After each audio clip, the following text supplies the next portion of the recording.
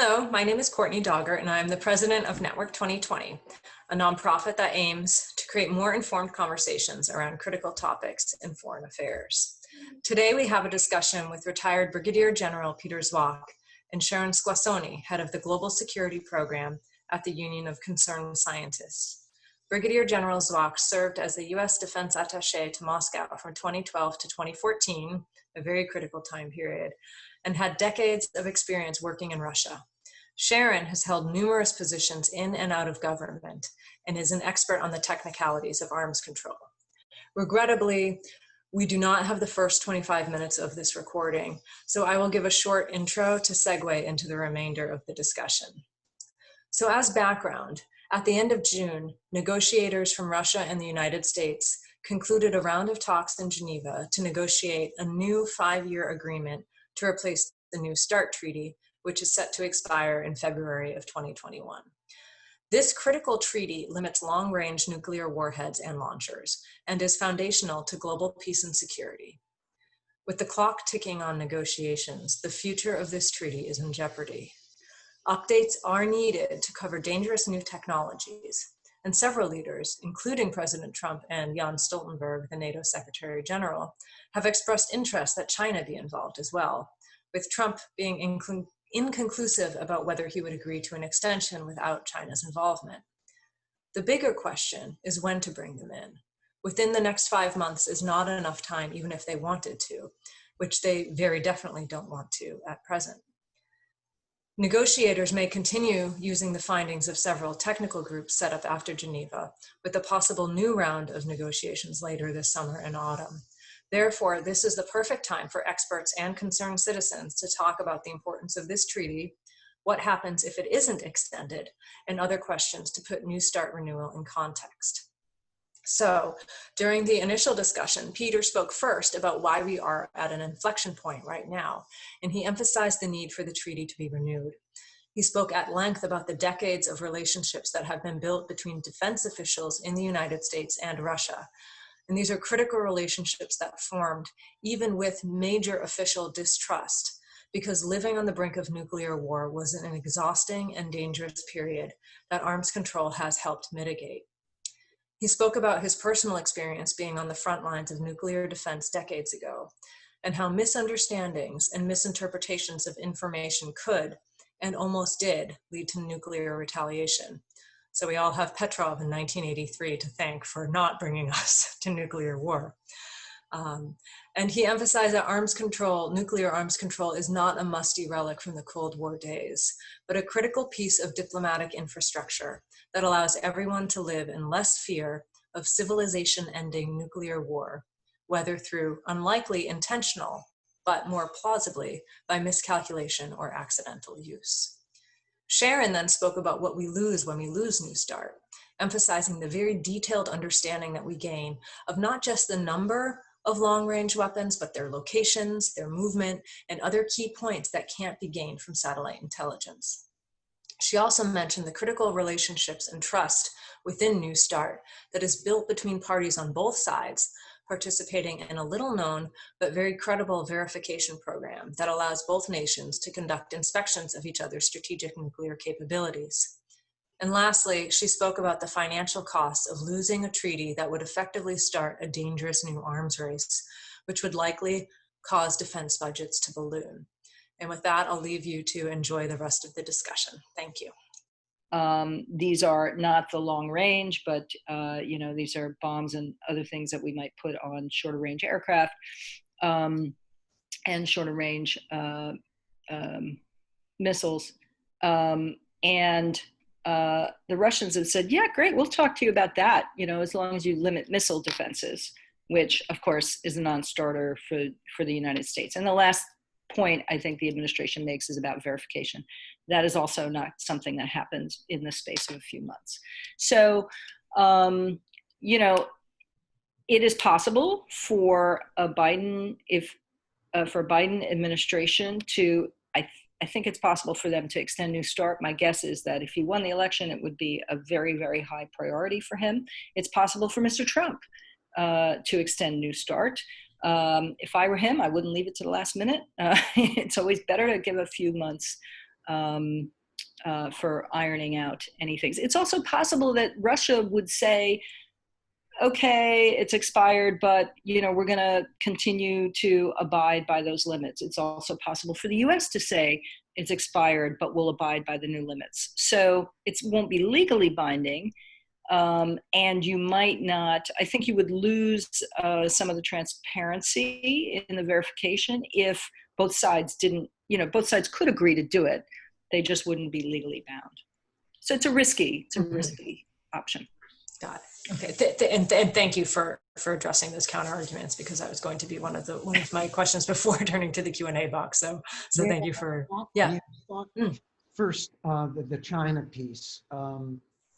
I completely agree. This is they're just not gonna play in the current environment, and the issue is, do we throw everything out because of that, or do we take a gulp and work with the Russians over the next 5 years to set that? A bit of silver lining, and Sharon mentioned Marshal Billingsley, who's our arms control guy, who met with Sergei Ryabkov just a few weeks ago in Vienna. It was awkward, but what was encouraging was that there was an agreement for technical talks in a few specific subject areas. So there will be expert sessions working the issue. Now, what I worry about, and I believe this issue is so existential, we shouldn't be batting political football. What we don't want is to wait until the end of October, early November, for a November pre-election surprise. Yeah, let's do New Start. That's just dangerous. If the intent is actually to go ahead with it, it also puts the Russians on edge, and yeah, it's a negotiating position, and I think this is just too serious and consequential to go down that route. My instinct is that if Vice President Biden were to win the election, that the future administration would probably go into all hands on deck to try to save this treaty for a lot of the reasons that we've just talked about. Mm-hmm. Okay, thank you very much. That's really helpful to know. I'm going to turn to the Q&A box now. So if anyone has questions, please feel free to put them in there. I'm going to actually start with one from an anonymous attendee, just to follow up on the China question, to push a little further, which is, what would be the benefit of including China in the New START treaty now, as opposed to extending New START with Russia and then creating a separate agreement? So is there any real benefit that you would see to trying to include them now, even though it sounds like they're not even showing up to negotiations, but would there be a reason to include them? Okay, first, the Chinese won't play. They have 300 plus or minus nukes. We have thousands with the Russians, and they're going to say it's flatly, why are they going to enter into a strategic arms control dialogue when they already are, in this sense, a numerical pygmy among giants. And then following with Sharon, it's just not enough time between now and February to do it. And between that period, with the Russians, you find a way possibly to make it more palatable for the Chinese.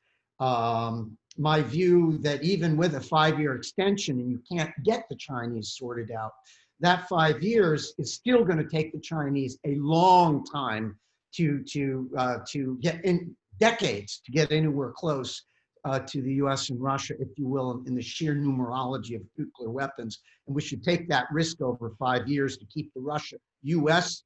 piece, the core piece, the critical mooring piece, if you will, and all that's left together. Can I add to that? I think, I've been puzzling over this question myself. Why would you do this? It's just a whole world of hurt. It's just really complicated. The only thing I can come up with is the transparency part of it. So, this agreement, what do we worry about with the Chinese? Well, we worry about a whole range of their intermediate range missiles. Well, New START doesn't cover that, right? We worry about them MIRVing their missiles, so putting a whole bunch of warheads on top of theirs. Well, this agreement doesn't cover that, doesn't prohibit MIRVing. So I come down to, well, it's the transparency part. So you have on-site inspections, you have, you know, if they actually delivered, if they put together a new missile, right, they have to notify everybody that this is happening, and then they have to provide information on where it's deployed and everything else.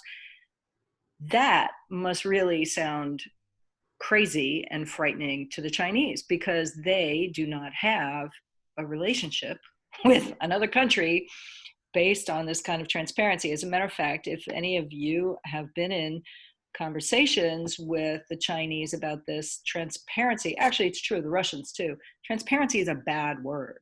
You know, you're not supposed to use that word. It's just not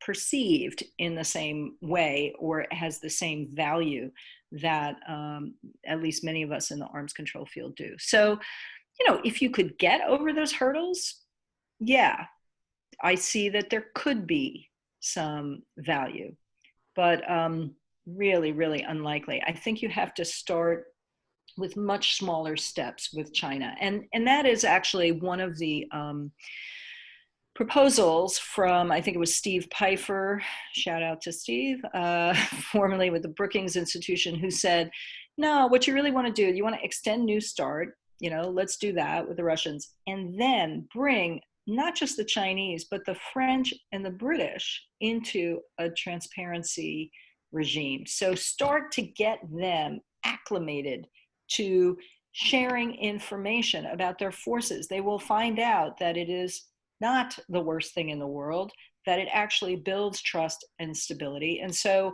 there are other alternatives to kind of testing the water with China, but you know, we're gonna have to give something up. One other point on that is, you know, if we engage directly with China, and I'm not sure we would, we'd probably try to put it in a multilateral negotiation. If we had to engage directly with China, what do the Chinese want? They want limits on our missile defenses. They want to know that their minimal credible deterrent is not going to be totally decimated by any kind of US missile defense. And so we're not prepared to do that now. I would hope that a future administration would consider doing something like that, because honestly, these missile defenses have been oversold at great expense for many, many years, and they should be a bargaining chip in arms control. But US, experts, not there yet. Thank you very much. So the next question I'm turning to is from Shantanu Roy, and the question is, what would be the effect of what would be the effect on the U.S. alliances around the world, especially NATO, of letting the New START treaty lapse? So I think Peter, you look ready to speak. I fall in the camp that besides the extraordinary quality of our population, that our greatest riches is our alliance system, our partners. And no other nation, no other big nation in the world has the allies and partners that is impossible to put a dollar figure on. But in the world of treaties and multinational fora, we have been eroding our position continually. Now, there are good reasons sometimes, and then there are other reasons I believe are political. But in this case, and I believe in open skies as well, I think overwhelmingly our allies and partners would say, for God's sakes, America, make a deal with or keep the relationship and New START alive with Russia. We've got enough tension in the world. It just makes everything more unstable. And then we'll figure out something with China down the line. I would just like to add, it was a great question, but there's also an impact on other treaties, not just alliances, right? So if we let this if we let the New START treaty lapse, we are a key member of the Nuclear Non-Proliferation Treaty, which keeps other countries from developing nuclear weapons, like Iran.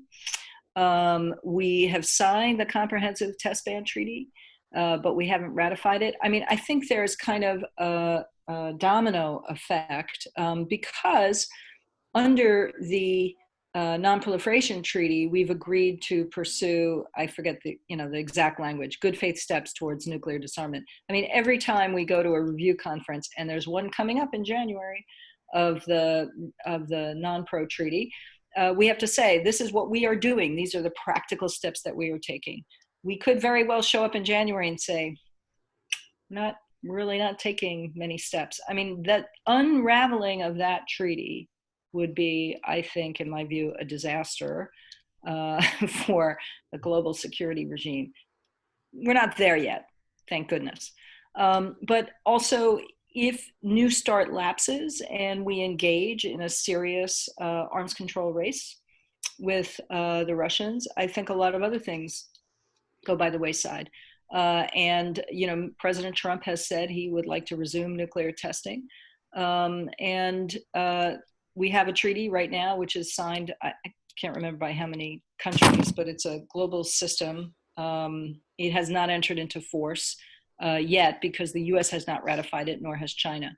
But, that's another, take another brick out of the wall of, the structure of arms control. And I think Peter described it quite correctly. It could be nuclear free fall. And we were there in the 50s when fewer countries had nuclear weapons. I don't think we want to return to that on steroids.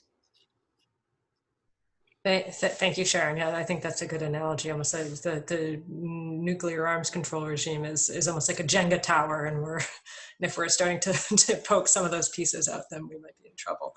The next question I'd like to ask is from Lisa Rhodes, and she wants to know what are the consequences of the age of the weapons on both sides. So Sharon, I think that might be something that you can speak to.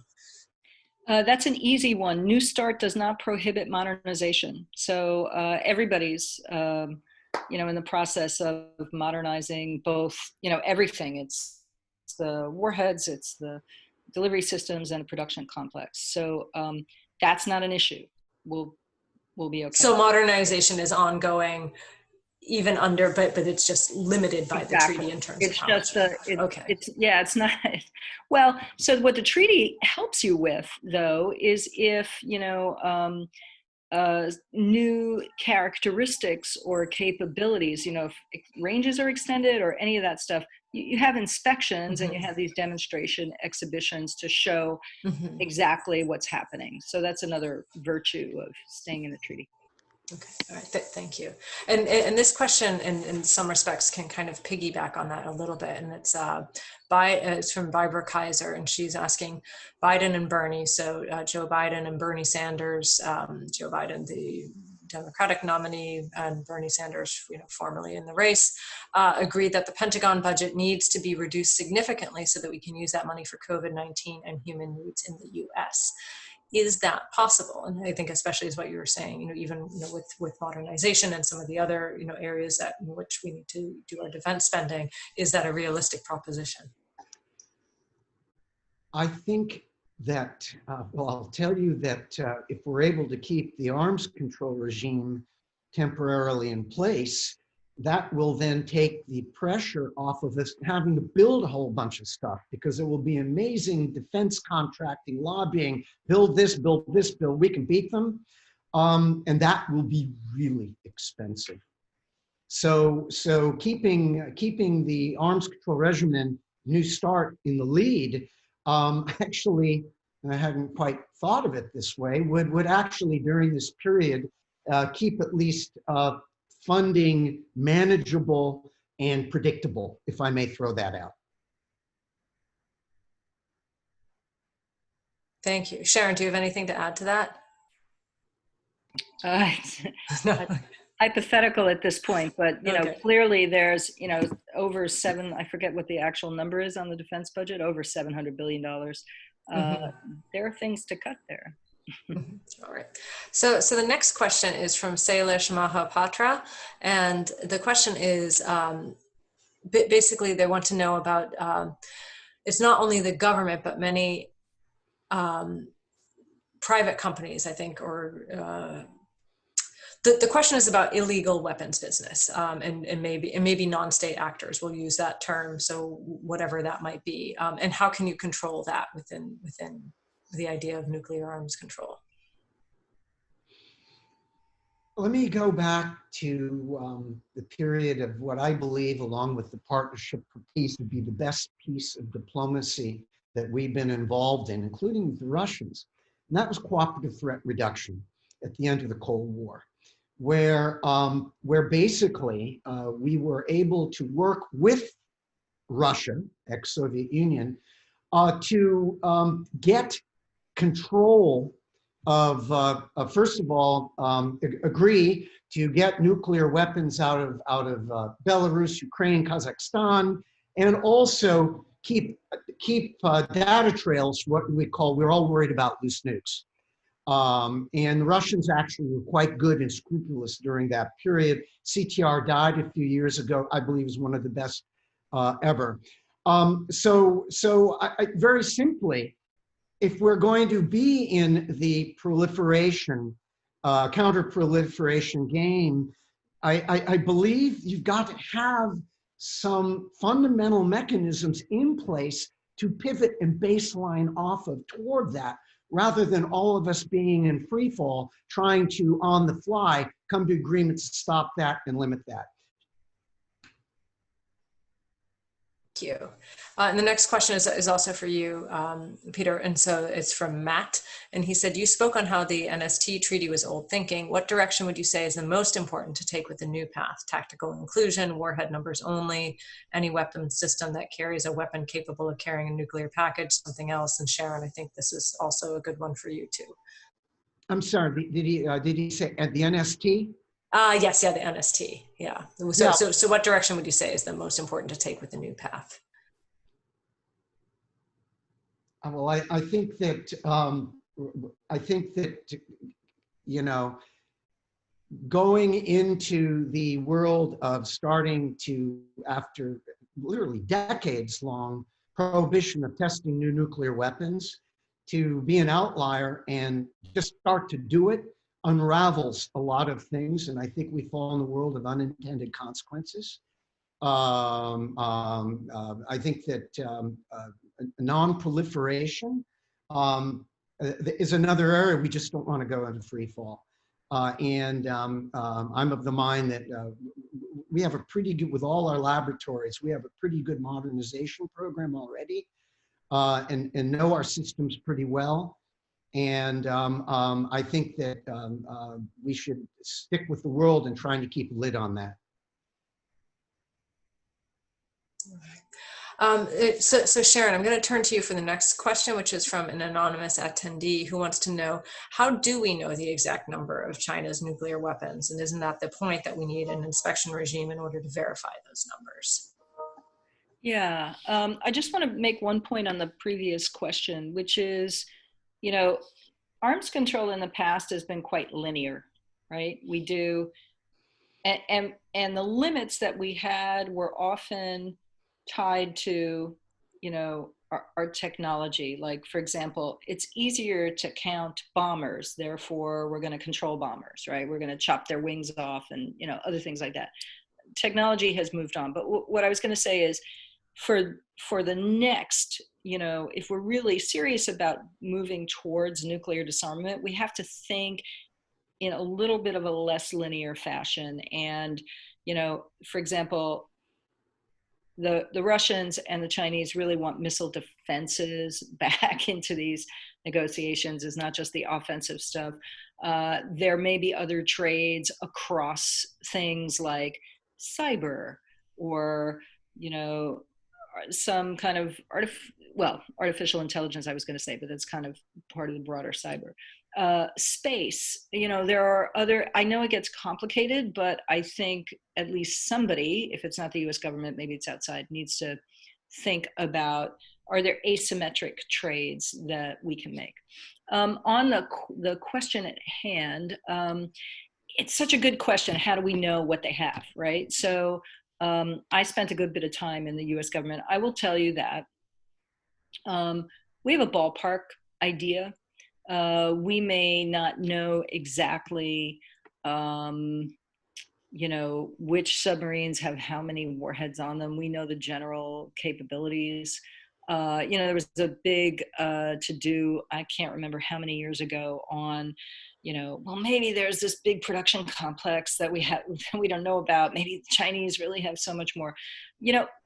Look, what goes into nuclear weapons is fissile material. We know generally where it's made. We know kind of what their capacities are. The Chinese haven't been as transparent as we would like them to be on fissile material stocks, but I think we probably know if they were making a whole lot more. And we do watch those things. Better if we have people on the ground that can inspect. Nobody inspects those kind of weapons, production facilities.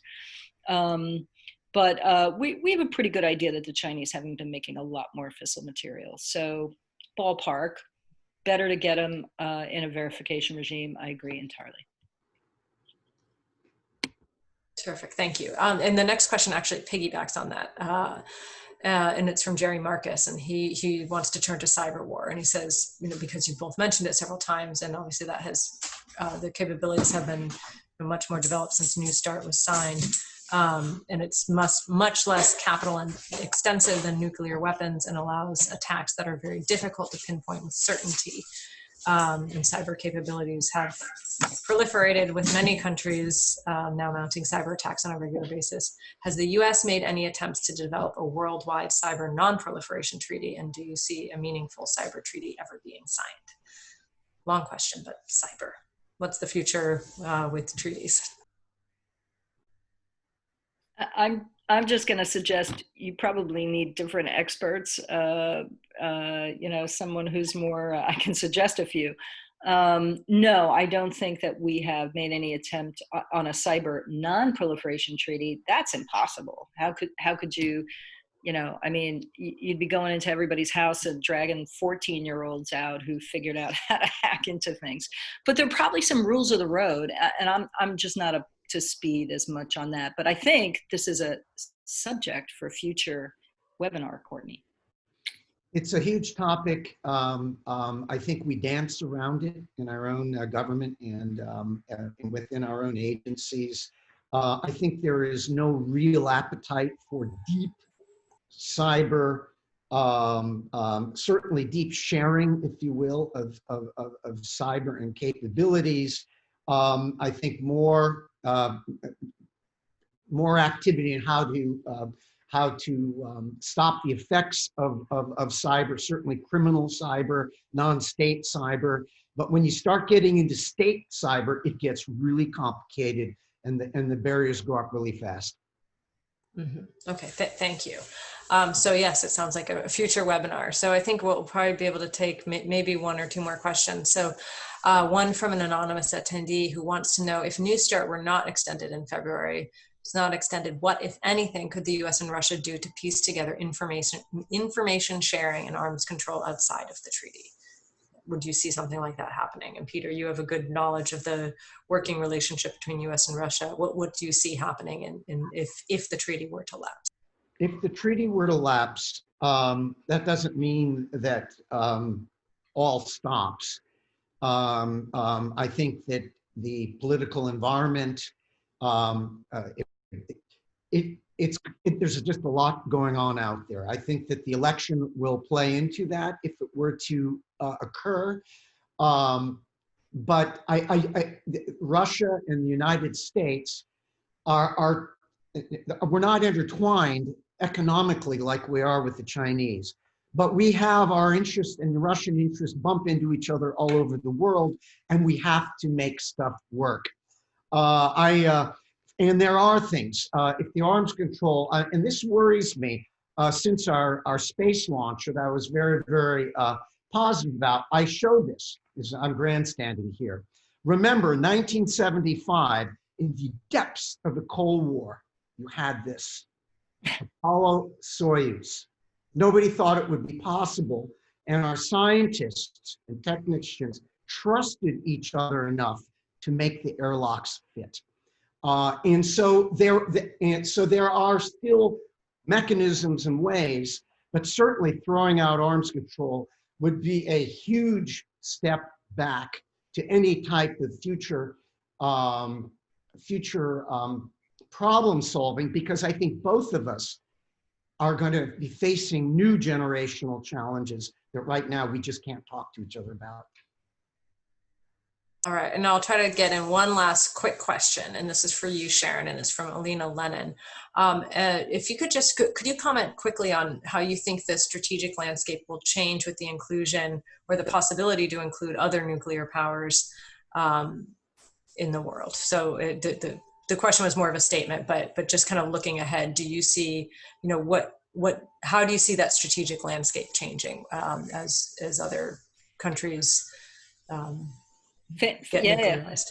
Fantastic question. I'll give you one example. We've been trying to negotiate with India and Pakistan, and actually globally, or within the Conference on Disarmament, on stopping all fissile material production for weapons, for use in weapons.